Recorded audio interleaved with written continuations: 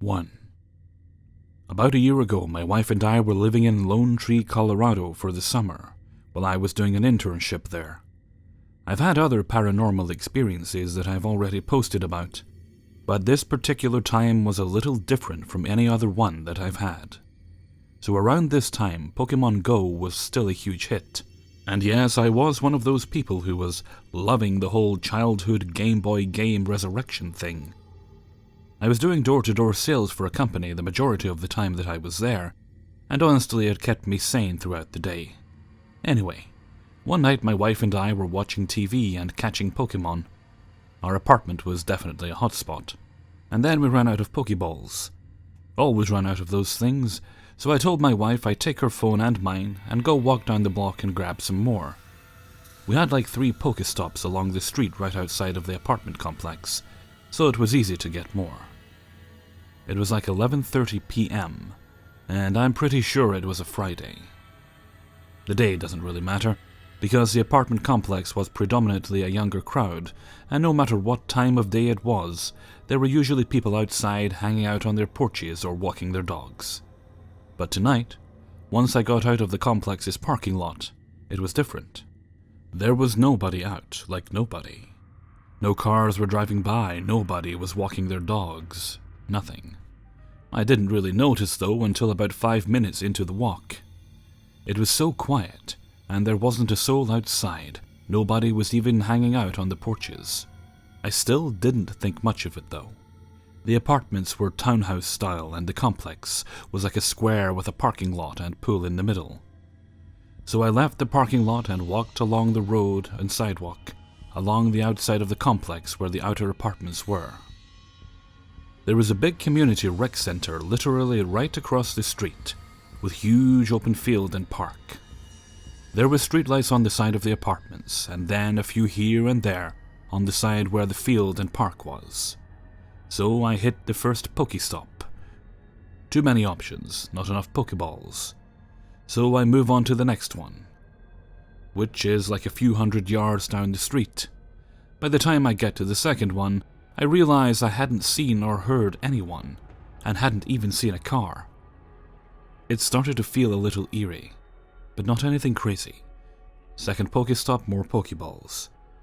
The third stop was a little bit further ahead, so I figured I'd just go there, and then turn around and head back. So I hit the third stop and figured I'd gotten enough Pokeballs to last the rest of the night, and I turned around. As soon as I started to turn back, the eerie feeling got stronger. I was now walking with the apartments on my left and the park on my right, and I kept feeling the need to look across the street over to the field and park. I couldn't see anything though. There weren't any lights in the park itself, just the ones on the side of the road. And that only lit up the sidewalk, and you couldn't see into the park at all. I just kept feeling like there was someone over there. I kept walking, and stopped for a second at the second Pokestop again, since it had refreshed. Then the feeling that someone was watching me switched sides, and I felt like there was someone in the windows of the apartments watching me. I would look every time, but there was nobody there. It was weird though, because nobody was home. Either that or literally, every single apartment I was passing had all their lights off. It just wasn't how it usually was. At this point I'm feeling very vulnerable, and just trying to keep my cool because the feeling that someone is watching or someone is following me is getting to be overwhelming. The hairs on my neck and arms were standing on end, and I just knew that someone was there. I still hadn't seen a single person or car. I'm walking and consciously making an effort to keep my pace normal and keep my cool so that I don't freak myself out too much. I'm walking and just looking at my phone to distract myself, but I keep having to check the windows. So this is where it gets weird, and I've never had anything like this happen before. I'm walking, and all of a sudden, all the sprinklers on both sides of the sidewalk make this hissing noise, like they were about to come up from the ground. But as I pass them, they go quiet. It startled me, but I didn't think anything of it because who knows what kind of timer they're on. But then it happens again and again, the farther I go down the sidewalk. All of the sprinklers make this noise like they're going to go off, and then as soon as I pass, they stop. This happened for like a good 45 seconds to a minute, and I kept turning around to see if any of them actually turned on, and none of them did. Meanwhile, the feeling that someone is behind me and following me is getting worse and worse. Also, the apartment complex had these mini streetlight things that also have banners on them with the complex logo, and they are placed about every 50 yards. Finally, the sprinklers stop and everything goes silent, like really silent. No bugs or crickets, no car noises, nothing. I'm still walking and doing my best to keep my cool, and then I pass one of the mini streetlights, and it starts shaking, like there's an earthquake or something. The only thing I can think of that's similar is like in most horror movies when the entity is angry or whatever, everything in the house starts shaking. As soon as I pass the light post, it stops. I'm starting to walk a little faster because, to be honest, I was freaked out. When I pass the second one, it happens again. I remember stopping in front of it and just looking at it like, what the fuck is going on? And I was pretty spooked. I kept moving towards home, and as soon as I passed it, it stopped. This happened 3 times with 3 light posts, and then it went silent again. At this point, when it stopped, I stopped walking because it felt like someone was standing right behind me. I couldn't move. I felt sick. And then, as clear as day in my ear, in a low, kind of guttural voice, I hear, "Hello." I whipped around, and there was nobody there. No lights on in any houses near me, nobody on any porches, and nobody on the street. I freaked, and Olympic speed walked towards the parking lot, and the feeling of dread and that someone was following me stayed with me the whole time, until I got into the parking lot, and thankfully saw a few other people getting out of their cars.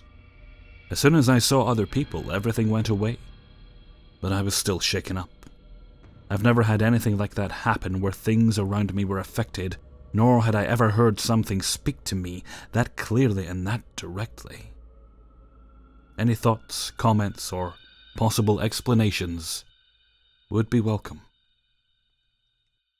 2. This story isn't mine, but my mom's. When my mom was pregnant with me, she and my dad lived in the upstairs apartment of an old house in an old town. She says a ghost who she called Charlie lived there. He would come out of the coat closet and float around whenever something was new or different in the apartment. She says he looked like a grey colour, no physical features, just floating energy, but can't describe it beyond that. My dad saw him too, but he doesn't like to talk about it. At the time, my dad worked night shift. One night, my mom was lying in bed on her side, not yet asleep, facing the wall. She felt the pressure on the bed of someone lying down next to her. She looked at the clock, thinking my dad must have come home early, turned over and saw no one there. She freaked out and yelled at Charlie that she felt violated and never to come in that room again. Fast forward a few months to when I was born. My parents turned their bedroom into my nursery and moved their bed to a different room. My cousin, who was 8 years older, slept over in the nursery with me one night and said that she saw Charlie standing at the doorway as if he was looking in, but he didn't cross the threshold. I can't remember if my mom had seen him at the doorway a few times herself while in the nursery with me. I could ask her, but she likes to tell the story about the fact that he never entered that room again after that one night. I'm a skeptic myself, and have never experienced anything paranormal that I know of. But if my mom's story is true, then Charlie seems like a pretty polite ghost who was nice enough to respect my mom's wishes. Or maybe he couldn't physically go in there anymore after she demanded it. I don't know. 3. This all started when I was very young. I'm 30 now. When I was young, I had an imaginary friend. His name was George. He lived in the basement of my parents' house. I would sit in the laundry room and talk to George almost daily. I don't remember everything about the interactions, But my mom would tell me stories about what I would talk about and things like that. I do remember that George had 2 appearances. He would either be wearing a mascot outfit of a big blue bear, or dressed as a soldier mid-20s style. According to my mother, the conversations I would have with George consisted of, aside from the regular childish things, talk about mortgages, family, taxes, etc. One day, when I was about 10, I became terrified of the basement. If I had to go down there, I would turn off all the lights and run past the laundry room as fast as I could. My bedroom was on the 2nd floor, and if I was in the basement watching TV or playing video games and had to go to bed, I would run from the basement all the way to my bedroom, and it would feel like something or someone was chasing me all the way to my room, and I would close the door and shout, at a reasonable tone depending on if anyone was home, "Fuck off." This continued well into my teens. When I was 13, there was a time when I saw George again. This was the only time I had seen him dressed as a soldier. At the time, I thought he was my dead grandfather, but I think he just imitated him from the large picture we keep in the basement. I was home alone doing my homework in the dining room, and was about to give up in favor of video games and TV. As I went to get up, he was standing there in the doorway. He gave me a look of disappointment and pointed at my homework on the table. I was so afraid at that moment, I sat back down and continued my work until I was finished. As time went on, I convinced myself this was all my imagination, and I forgot about my interactions with George. I even moved my computer to the basement. It was a great entertainment space. Sometimes I would feel like someone was looking over my shoulder, and I would feel uneasy. The laundry room was on the way to the stairs from the main room in the basement, so if it got too late, I wouldn't even brave the run, sleeping downstairs on the couch. I became very lazy and gained a lot of weight. Could be the video games. I don't blame ghosts for my laziness. It didn't seem to help me get out of that state, though. Everything went on as usual, still scared but seeing things less and less. Then after college I got a career and earned enough money to move out. My move met with some resistance from my parents. I felt like they were just being protective, but this comes up again later. I moved into my condo. It was great. Life was amazing. Everything turned around. I got fit, made lots of new friends, fell in with a group who routinely went camping every month in the summer. I was fit, attractive, and happy. These things happened while I was in the condo. They never really made me feel bad or affected my life. It did happen, though. About a year in, I was up late playing video games when I heard a little girl laugh followed by footsteps running down the hall to my bedroom. I got up thinking I had just been playing too many games, but I still wanted to check. I followed the sound to the closet in my bedroom. It was a big walk-in. The light was on, and when I opened the door, nothing. I looked away and began to head back to the living room. When I looked back to close the light and door, she was standing there, looking at me. She made a shh motion. I closed the door and said sorry. I went back to playing games. Then about a month later, I heard a knock at the door. When I answered it, an old lady was standing there. There was a pile of groceries in front of the door across from mine. I don't remember the conversation, but she must have asked me to help her bring the groceries into her apartment. I remember doing this. The next day, a young woman is leaving the apartment as I'm getting home. I worked nights. I remarked about her mom or grandmother moving the groceries in, and she answered with an angry, "I live alone." Nothing ever happened after that. Fast forward, I lived in the condo for 2 years. It was great, and nothing more than those incidents happened while I was there. I did see people standing places that no one else saw, but that was always passing, and I chalked that up to an active imagination. I sold my condo to look for a house. Long story short, the house next to my parents was going up for sale, and cheap. Only catch was I had to wait a year to get it. This meant I had to move back home. Nothing major, other than feeling like complete crap. However, because I had gained all those friends and took up martial arts on the side, I was still going out and living it up. At one of the parties I smoked weed. I know, rebel. I don't normally smoke weed. It affects me really badly. Everyone else smoked and had a fine time, so it wasn't the weed that caused this. We were all in the backyard. It was a nice summer night. I felt weird, so I went up to my room to get away from people for a bit. Once I got to my room, I felt compelled to sit on my bed and face the wall. I don't know, I was stoned.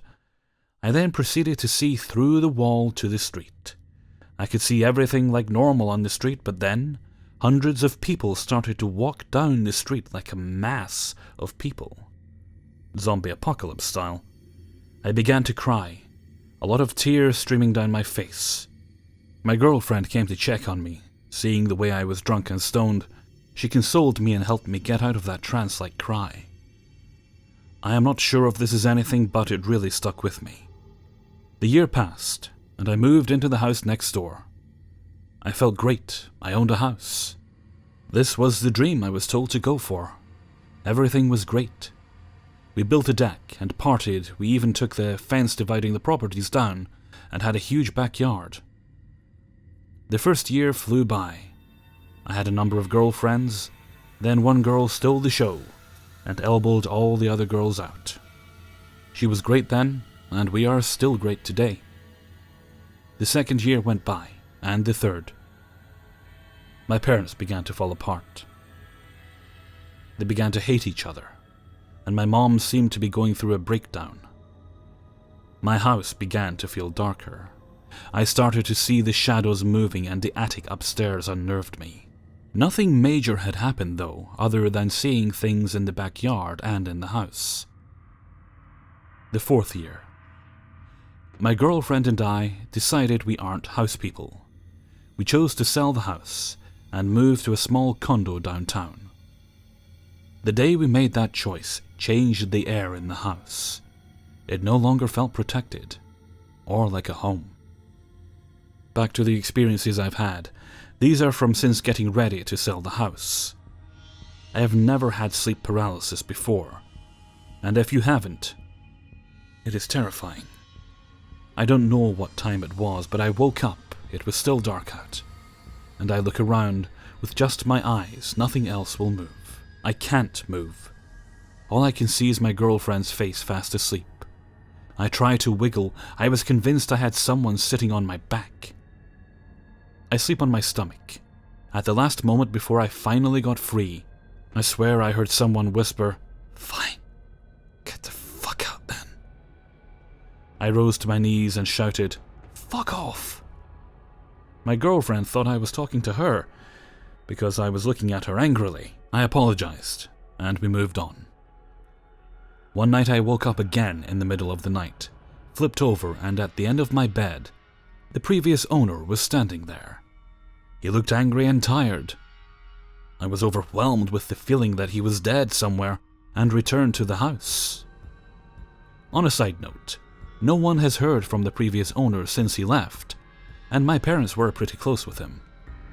Even his other friends came by looking for a forwarding address, which I threw away the day he left. We were at my friend's house and decided to smoke weed. I know. It messed me up before. I thought it would be fine since we weren't at my house, and we were surrounded by positive people. So it wrecked me. I had a full body-locking buzz. They brought me to the couch, and I sat there listening, unable to move. Eventually I struggled to move and told them I can't just sit here. So my girlfriend took me for a walk. It felt like the longest walk of my life. She says it was 15 minutes. I felt like I was looking at the pages of a story. As we walked, a page would flip and we would change conversations, and I accused her of tricking me. At the time I was convinced this was the Truman Show, and I was just being fooled. Anyway, back to the paranormal part. We returned to the house. I felt sick to my stomach, and so spent some time in the washroom. After emptying a few times, I laid down on the tile floor. I started to feel off again, thinking there was some more coming, but it was different. I looked myself over, and I saw this black film covering me. It felt gross, and I wanted it off, so I started to push it off. The more I pushed, the more a form began to take shape near my feet. Once I got to my feet, there standing with its hands around my feet, lifting them into the air, was this dark, shadowy figure. I began to kick and push. It felt like a fight. Then it all stopped, and I got up, left the washroom, and began to feel the need to leave. My girlfriend wasn't ready to leave, so they set me up to sleep on her friend's bed. I slept, then eventually woke up, and we left. The past 3 months since this happened, we felt uneasy, and I didn't feel at home, so we made excuses to go to other people's houses as often as we could. Mostly only bumps and house noises up until the other night. We are in our final month in the house. I was leaving for work. I leave the house early 5 a.m. As I opened the back door to leave, I looked back, and there, squat in the hallway, was a figure, small in stature, but it felt large. It felt like it hated me. Nothing else since then. Almost out, and counting the days. 4. Back in high school, my friends and I planned a camping trip to Lost Maple State area in Texas. We skipped the last day of school before spring break to head out to the park to begin our adventure. When we arrived at the park, it was raining. We registered with the office and started our hike into the campsite in the rain. After 2 miles of hiking in the rain, we made it to the campsite as the rain cleared out. We set up the tent and got settled in for the rest of the day. The next 2 days went by fast as we managed to survive with our minimal camping knowledge. On our 3rd day there, the clouds and rain had finally cleared out, so 4 of us decided to go out on a trail that followed the river. Our other friend stayed back because she wanted to nap for a bit, since it was hot. The trail followed the river, but halfway through it stopped right before a dried up part of the riverbed that gave us access to the other side where the trail started back up again. I saw this weird shaped rock with what looks like a kind of eye or keyhole. I picked it up and showed it to my friends. I thought it was cool, so I put it in my backpack, and we continued on the trail.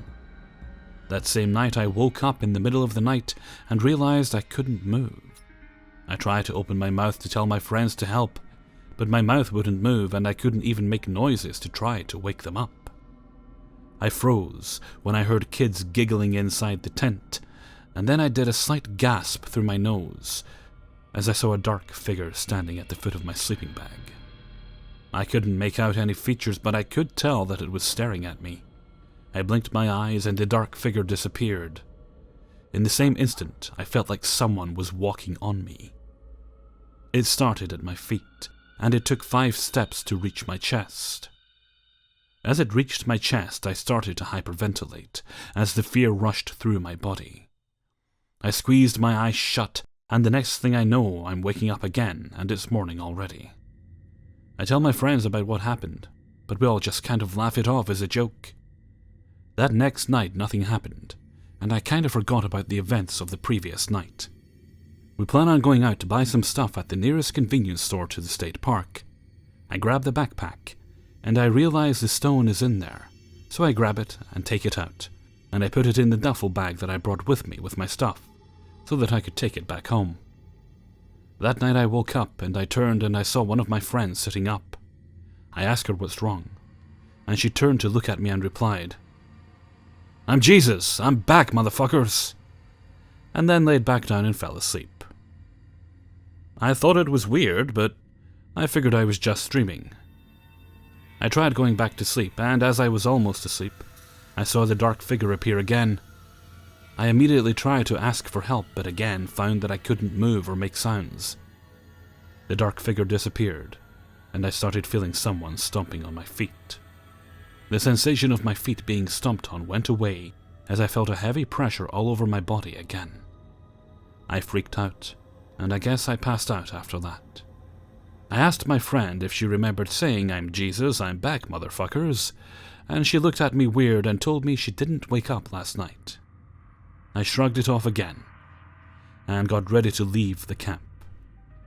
We packed up our stuff and left later that day. Nothing really happened after that except one incident that occurred once I was back home from the camping trip. But I'll probably make another post, because this story is already pretty long. 5. Preface. We are now traveling back to the late 1990s. My mother, brother, and I lived in a little Cape home that we rented for several years. Allow me to lay out the house. It was a boxy, square-shaped house. When you walked through the front door, you stepped right into a small living room. On the left wall was the stairway up to my mother's room. If you walked straight, you landed in the kitchen dining area. In the kitchen on the right wall was the back door to a patio garden. If you made a left at the kitchen archway, there was the basement stairwell door on the left, then my bedroom. Straight ahead was my brother's bedroom, on the right was the bathroom, so small and compact, with the basement stairwell door located right smack on the middle of the house. The basement was a fully finished area with some storage. In that house, we always felt that the energy was just different, most specifically in the basement and on the top floor. We couldn't put our finger on it, but it was off. We mostly paid little attention to it. My mother and I recall the same heavy feeling in a home we lived in when we were residing in England. It was that same heavier atmosphere in the basement of this cape. We generally just chalked it up to the creepy, huge gold-framed mirror and gaudy old-fashioned furniture that was being stored down there. It was the landlord's stuff, and it was all being stacked in the corner of the room. We just played around it. The mirror creeped us all out, so we used to throw a sheet or blanket over it. The basement was where my brother generally hung out with friends. We listened to music, played video games, and did whatever else teenagers do. Little brother eventually moved his bedroom from the main floor and took over the basement. I should also mention that we had a cat, Sasha. She moved into the basement too, as she took a liking to my brother and gave birth to surprise kittens down there shortly before this incident. At one point, we also had fostered a dog, Baron, a pit bull. Both pets are very chill. The dog was lovely and so friendly. He would play with anyone who paid attention to him. The cat was a typical cat that approached you for a petting on her own terms. Neither of the pets behaved viciously, and they were not skittish or prone to biting and scratching. Both generally seemed to enjoy human company. They were also civil and relatively friendly towards each other. On many occasions, while sitting in the living room, we would catch the pets reacting to something we could not see. It was generally a benign feeling. For example, the dog's head would be tilting and his ears would perk up, like someone was interacting with him. On the other side of the room, there was not a physical person in sight. We would sit on the couch and say, "What is it, boy?" And he would do what a playful puppy would do, sort of move around like someone was going to pet him or throw him a bone. Bouncing on his front paws and giving short, soft woofs, and looking back and forth between us on the couch, and whatever was on the other side of the room. The cat was also known to sit quietly, and then suddenly raise her head and follow something around the room with her eyes. She would just sit calmly on the couch arm and follow with her eyes, as if watching a fly in motion buzzing around the room. Her tail end once in a while flickering ever so slightly, but otherwise relatively chilled out. Several times the dog would be next to you on the floor, then he would get up as if he were greeting someone coming in from the kitchen, and then lay back down. From time to time, the cat would wander into the room and react to the same unseen presence, like she was walking past another human in the room and looking at that same thing Baron was. The incidents. Number 1. A short while prior to something I can't explain, my brother and friends decided to hang out in the basement. We had just been binging on ghost stories and checking out the local graveyards as a group. We were all very interested in and intrigued by the prospect of paranormal activity. At some point, someone decided to whip out their Ouija board, to see if we could summon whatever we were feeling at the last graveyard. Off came the sheet that was thrown over that gaudy mirror, just leaning casually up against the wall. I noped the hell out and left once the O-board come out. I don't do Ouija boards. My brother and friends continued playing. When dusk came, they all ventured out to Mary's grave, a local haunt of sorts. I stayed in my bedroom, tinkering with my crafts and sewing. We had all been to Mary's grave 100 times, and I just wasn't up to it that evening. I had lost track of time and came out of my bedroom to make a cup of tea and let the dog in. He would generally hang out in the back garden and come in out of the back kitchen door. So I put the kettle on and opened the back door. I called the dog and he came to the back door. But then he stopped very suddenly at the threshold of the door. I make the usual sounds when you are trying to coax a pet to come to you. He bounced around on the patio like he wanted to play. I wanted him to come inside. Again. Once at the threshold, he wasn't budging. So I went outside, tossed the frisbee and he retrieved it. We played for a few minutes, and he was his usual playful self. When I heard the kettle whistling, I jogged back to the kitchen door and Baron followed me. I entered the kitchen, turned off the gas and turned to the dog, who was still standing outside at the threshold, door wide open.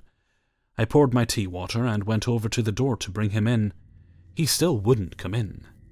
He began pacing the back patio, lightly, wagging tail, tongue dangling out. But when nearing the threshold, he lowered his head, almost cowering. When at the door to come in, my teen self thought it was odd, but no big deal. He had never done this before, and had always just sort of bounced back into the kitchen after his yard play, but whatever.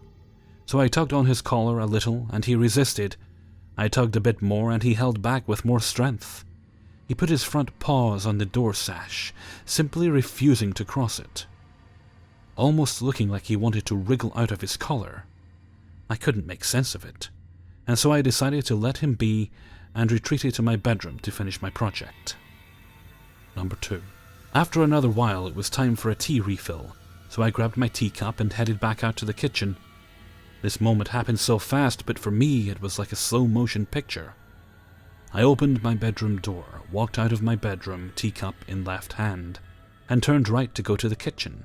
The basement door, to my right, was closed, and Sasha, the cat, was sitting there, peacefully, in front of the door, casually cleaning her paws and ears.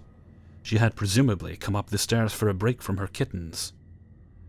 As I approached Kitty, I distinctly heard my brother's footsteps coming up the creaky wooden stairs from the basement. I greeted the cat as I approached her, and bent down to pet her as I normally would. She purred and rubbed her head into my hand, welcoming my kitty love. At that moment, I heard the second-to-top step creak, and the door handle pull down, and the door open ajar. This is where time freezes. I saw the door handle go down and fully expected my brother to exit the basement, figuring he was back from his adventure and came back home and in through the basement door. I got off from petting Sasha and moved out of the way of the door so as not to be in the way. As the door opened, not more than a foot, almost in slow motion, the cat screeched like bloody hell, back arching, hair standing fully on end, ears back, eyes bugging out. Front paws went up, and she literally climbed and clawed her way up my leg, torso, and shoulder, completely panicked and screaming like a banshee. I, in turn, freaked the hell out, dropped my teacup, the cup hit the floor, shattering, tea bag splatting on the ground, and my tea remains splashing up the side of the counter. All while I am screaming bloody murder in utter shock. While the cat climbed my body, leapt off my shoulder, darted onto the end table into the living room, skittered frightfully across the carpet, bounced off the couches, totally spooked, back into the kitchen, skidding on the linoleum, turning at the counter edge, and scrambled into my bedroom to hide under my bed. Never ever had I seen her so spooked. Just when Sasha and I screamed, my mum came bolting down the stairs from her bedroom. She thought someone had broken in and was attacking me. At the bottom of the stairs, and now in the living room, my mum saw my frenzied state and was trying to determine what the hell was going on.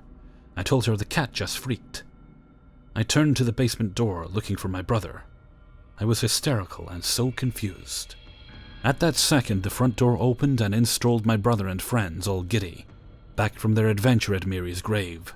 I stood there in disbelief, reiterating what happened, my mother and I trying to wrap our heads around the occurrence.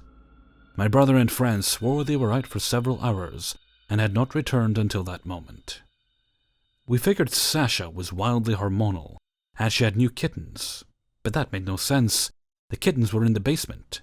She was up on the main floor by the basement door, calm as a cucumber until that door opened. We had interacted with the kittens in her presence and never had an issue. The dog is now bouncing around hysterically and pawing at the back door after seeing and hearing all the commotion. My brother went to the kitchen door to let Baron in. He was the same. He just would not cross over the threshold.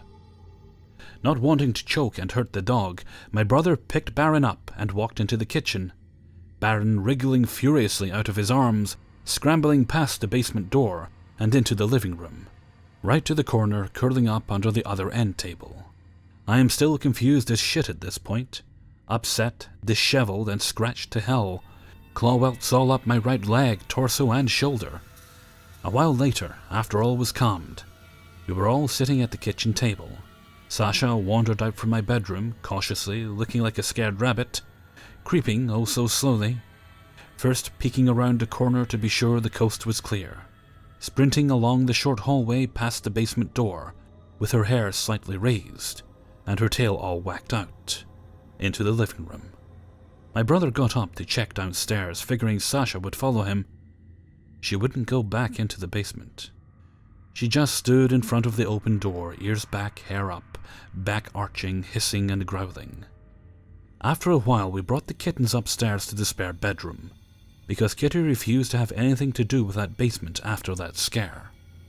To this day, we still have no idea what the frick happened. I attribute it to playing with something we were not supposed to be tinkering with, and maybe even uncovering that creepy-ass mirror while playing with it. It was just one of those freak things that you just can't wrap your head around. Hey everybody, Hellfreezer here, and thank you very much for listening to 5 True Paranormal Stories, episode 67. Thank you very much to everybody who allowed me to use their stories in this video. Well, I've had the excitement today of having to deal with arsehole neighbours banging and just the usual noises, dogs barking, then that wanker that obviously got a dirt bike at Christmas, driving around the neighbourhood. Doesn't seem to matter when I decide to record, they're always out on their bike. Almost like they're waiting for me. Which, obviously, they're not. That'd be weird. Okay, I'm going to stop grumbling and head off for now. So until next time, thank you very much for listening, and take very good care of yourselves.